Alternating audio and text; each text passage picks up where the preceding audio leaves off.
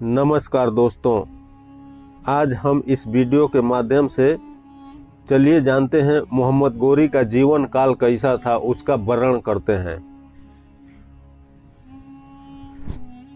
भारतीय इतिहास के महानतम शासक मोहम्मद गौरी जो साहसी और निडर शासक है, उन्होंने करीबन 12 से 6 साल तक शासन किया, जिसके बाद भारत पर अपनी सियासत का शासन कुतुबुद्दीन ऐबक के हाथ सौंप दिया। आप हम इनके जीवन परिचय की जानकारी देंगे, जिसको जानकर आपको भी इतिहास की कुछ जानकारी प्राप्त हो जाएगी, क्योंकि हमारे इतिहास में कुछ ऐसे शासक हैं जिनके बारे में जानना बेहद ज़रूरी है। इसलिए उनके कुछ इतिहास के पन्ने आप के सामने खोले जाएंगे। मोहम्मद गौरी भारतीय इतिहास के महान योद्धा का जन्म 1149 ईस्वी में अफगानिस्तान में हुआ। आपको बता दें कि उनके जन्म का नाम था शहाबुद्दीन मोहम्मद गौरी, जिसको बाद में बदलकर मोहम्मद गौरी कर दिया। उनके पिता एक स्थानीय शासक थे। उनका एक बड़ा भाई भी था जिसका नाम था गियासुद्दीन गौरी। 1173 ईस्वी में इन दोनों भाइयों ने मिलकर गजनी को पराजित किया और मोहम्मद गौरी गजनी के नए शासक बन गए, जिसके बाद उन्होंने कई बड़े शासकों के साथ युद्ध किए और विजय हासिल की। अफगानिस्तान अपने नाम कर लिया। ऐसा कहा जाता है कि मोहम्मद गौरी ने शादी नहीं की थी, लेकिन इसमें कितनी सच्चाई है इसके बारे में कोई जानकारी नहीं है। उनका सिर्फ एक ही मकसद था, भारत पर कब्जा करना, इसलिए उन्होंने कभी शादी के बारे में नहीं सोचा।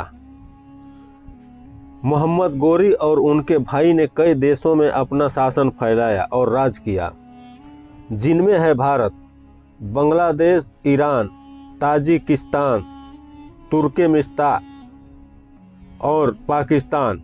इसमें से उनके निशाने पर रहा भारत, जिसको हासिल करने का वो मन बना चुका था। इसलिए उसने भारत के कई राज्य में हमला करना शुरू कर दिया। सबसे पहला हमला 1175 में पंजाब पर किया।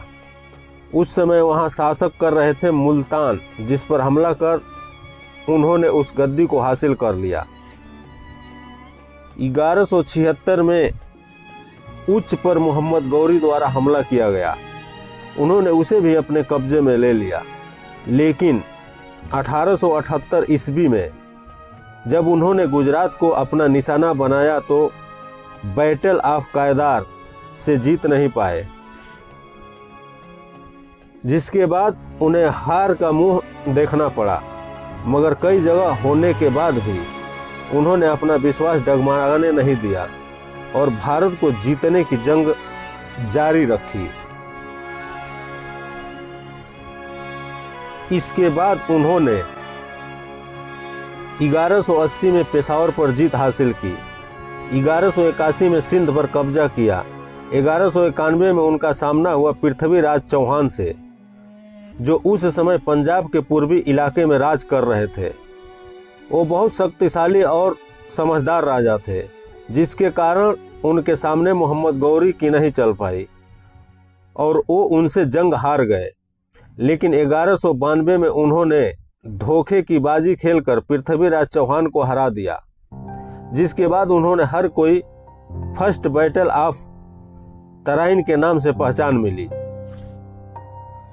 1194 में वो वापस कन्नौज आया और वहां पर कब्जा किया। ऐसे ही देखते उसने नॉर्थ भारत में अपना हक जमा लिया। मोहम्मद गौरी ने हमेशा भारत पर कब्जा करने के लिए सोचा, इसलिए उन्होंने करीबन 18 बार आक्रमण किया। लेकिन उन्होंने ऐसा इसलिए किया क्योंकि उसे पृथ्वीराज चौहान से बदला लेना था। कई बार पृथ्वीराज चौहान ने उन्हें हराया।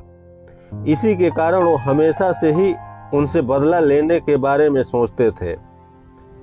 उसमें उनका साथ दिया राजा जयचंद ने, जिन्होंने मोहम्मद गौरी के साथ मिलकर पृथ्वीराज चौहान को बंदी बनवाया। मोहम्मद गौरी शुरू से ही पृथ्वीराज चौहान के पीछे पड़े हुए थे। ऐसे में उन्होंने राजा जयचंद से हाथ मिलाया, जिसके बाद वो पृथ्वीराज को हरा पाए। लेकिन उसके बाद उन्होंने राजा जयचंद को अपना निशाना बनाया और उनके खिलाफ जंग का आदेश दिया, जिसके बाद दोनों के बीच जंग हुई और उस जंग में राजा जयचंद मारे गए। इस तरह से मोहम्मद गौरी ने गद्दारी की। मोहम्मद गौरी के बारे में इतिहास में ऐसा कहा जाता है कि वो एक महत्वाकांक्षी शासक थे, जिनके कम चीज़ों में कभी शांति नहीं मिलती थी। वो हमेशा से यही सोचा करते थे कि इससे ज़्यादा चाहिए ताकि वो ताकतवर शासक बन सके।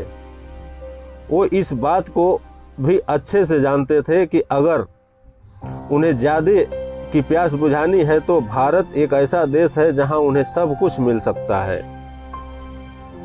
क्योंकि उस समय भारत ही धनी और संपन्न देश था। इसलिए वो धीरे धीरे भारत में अपना शासन फैलाना चाहते थे। उन्होंने भारत के कुछ राज्यों में कब्जा किया और वहां मुस्लिम रूल बनाए। इसके बाद वो शासन छोड़कर उसकी बागडोर कुतुबुद्दीन ऐबक के हाथों देकर चले गए। आज भी इतिहास में इन्हीं बातों को पढ़ाया जाता है ताकि हर कोई उनके व्यक्तित्व के बारे में जान सके। इतिहास में ऐसा लिखा गया है कि उनकी मौत 15 मार्च 2006 को गजनी वापस जाने के दौरान हुई। उस समय वो एक कैंप में आराम कर रहे थे, वहीं पर उनकी हत्या कर दी गई।